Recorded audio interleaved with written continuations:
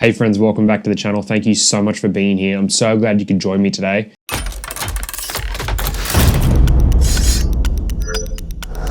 Today I'm kicking off a brand new series of Procreate videos. We're going to be looking at more beginner things we can do when it comes to setting up Procreate and using it as well that I think will really help you go a little bit further with the app itself. So to kick it all off today, we're going to be covering canvases, creating canvases, and the things we want to look out for when we're creating canvases, and tips and tricks to help us create good canvases which will set us up for really great art in the future.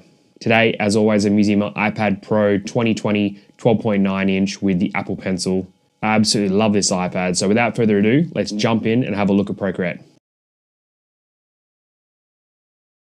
All right, here we are inside my iPad, so let's start looking at what we're going to do. So to start it all off, what exactly is a canvas?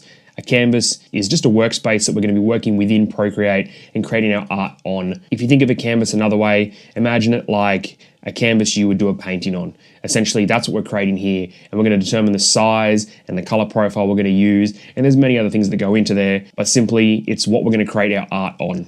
All right, as you can see, when we first open up the app, we're faced with all of the artwork that we've created. Or if it's your first time opening it, you might just see a few of the demo artwork pieces there. This is great. We're definitely in the right area. Don't worry about that. But what we're going to do today is we're going to have a look at actually creating our own canvas. We're not going to go into actually creating artwork, but we're just going to go into setting it up the right way. I get a lot of questions about this, so I think it's a really good place to start when it comes to Procreate. If we have a look at Procreate here on my iPad, yes, we can see our artwork, but on the top right-hand side of the screen, we do have a couple of menu options: select, import, photo, and a very handy little plus symbol. Select is going to allow us to select any artwork we can see in front of us right here. Import is going to allow us to import something from maybe files or somewhere on your iPad. And photo is going to allow us to bring a photo directly in and work straight on that. But today, we're specifically going to be working within that plus icon. So go ahead and tap on the plus, and we're faced with another menu here. This is exactly where we want to be. This menu is titled New Canvas, and we have many options underneath that. As you can see, I've got quite a few because I've been working in Procreate for a couple of years now. You may only have a couple there. Today, we're actually going to be looking at creating custom ones. In that list, we do have a couple of really great options already. We've got Square, we've got 4K, A4, which is one of my absolute favorites.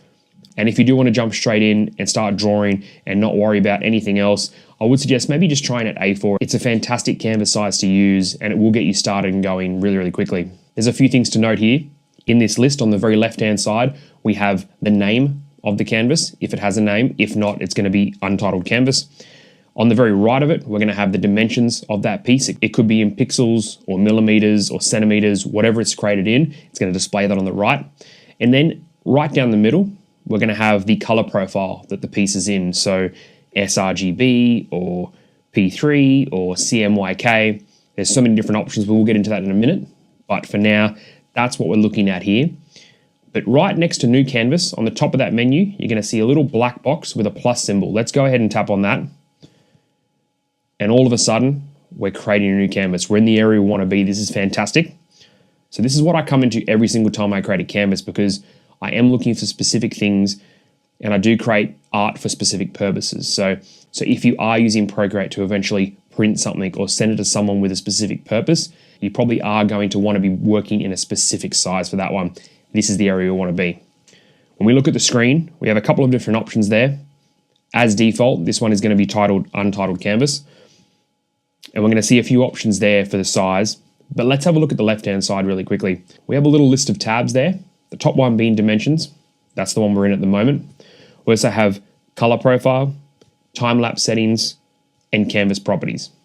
These are all great, and I highly consider you have a look at each and every one of these, because they're going to offer different customizable options for the canvas you're creating.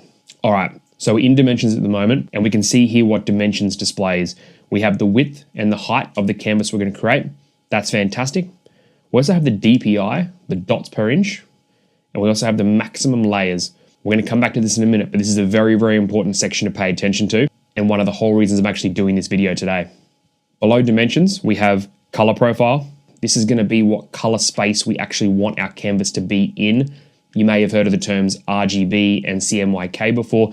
this is where you're going to be able to choose those options there. We're not going to go too much into that today, but just know there is no real wrong answer for this. Try each one and find out what works for you. I work primarily in sRGB, but on the iPad Pro, I just keep it in display P3 because it is a great color profile to be in, and I find it's very, very true to what I see on my screen and the results I get when I go through a printing service and get the final product. So I'm going to keep mine in display P3, but if you would like to go through these, that's completely up to you as well.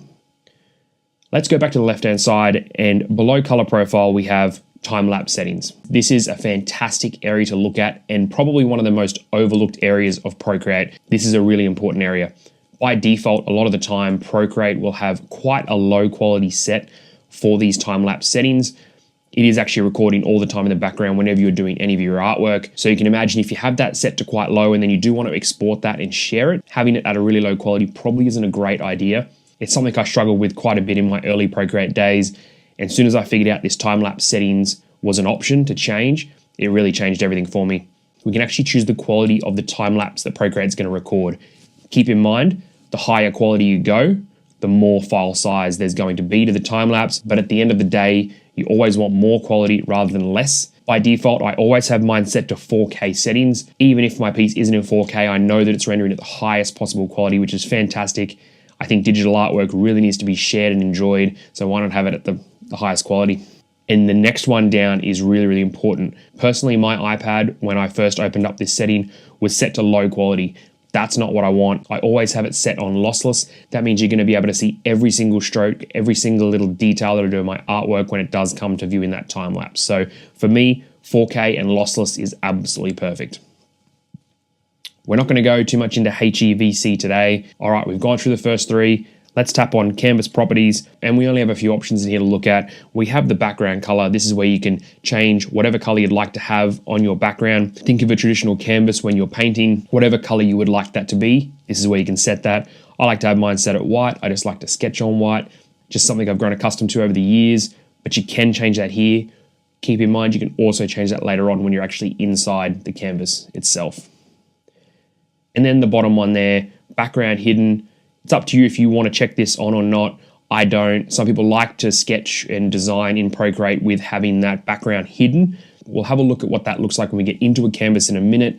But for me, I don't turn it on, but it's up to you. Have a go. That's the best thing about Procreate. We can all jump in and just have some fun. But for me, I'm going to leave it turned off. So we've looked at all four here. Now let's click back on dimensions. So this is really where we're going to be doing our work and really trying to figure out exactly what we want to do with our art, because it's going to depend on what quality we set it at, and that's going to depend on how many layers we can use. At the top there, we have width and height. Pretty straightforward. For instance, I can remember off the top of my head the exact dimensions for an A4 piece of paper. So I'm going to click on millimeters. And then in the bottom half of the screen here, I'm going to put in 210 millimeters for the width. And then for the height, I'm going to put in 297. Universal dimensions for an A4 piece of paper. That's great. But you might have seen as we did this, the maximum layers changed. This is something to keep in mind. We really want to try and have as many layers as we can available to us, because as we start to do more and more advanced work in Procreate, we might need those layers. So for instance, a lot of artwork I create at the moment, I can have anywhere between 30 to 40 layers in that piece.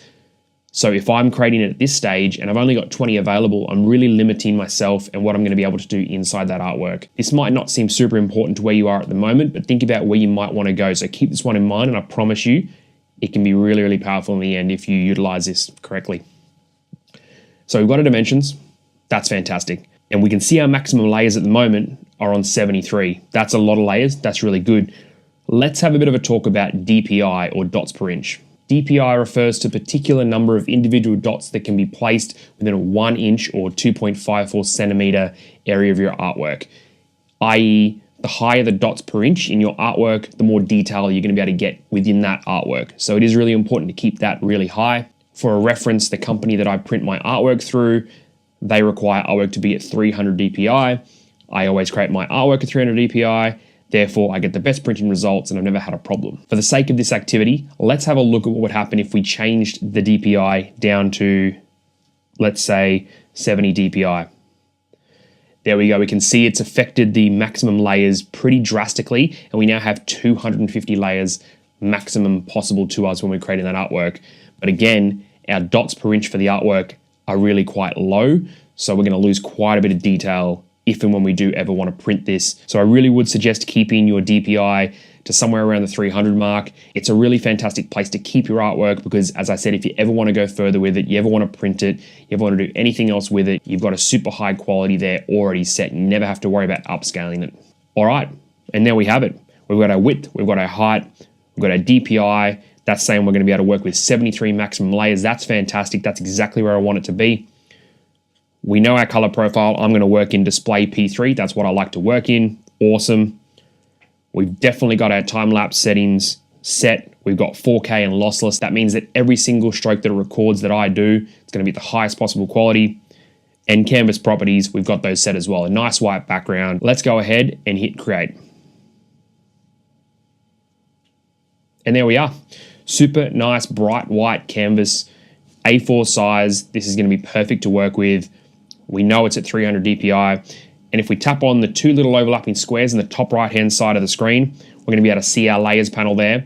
As I said before, we have a background layer below it. Just for a bit of reference, if I hit the checkbox and turn that off, that's what it would look like if I had that setting turned off when we were creating the canvas for a hidden background. Let's turn it back on. And there we have it. We've created a canvas. We've talked about some of the properties, some of the reasons why you would do certain things or wouldn't do certain things. And keep in mind, just think about how every setting might affect other settings as you go.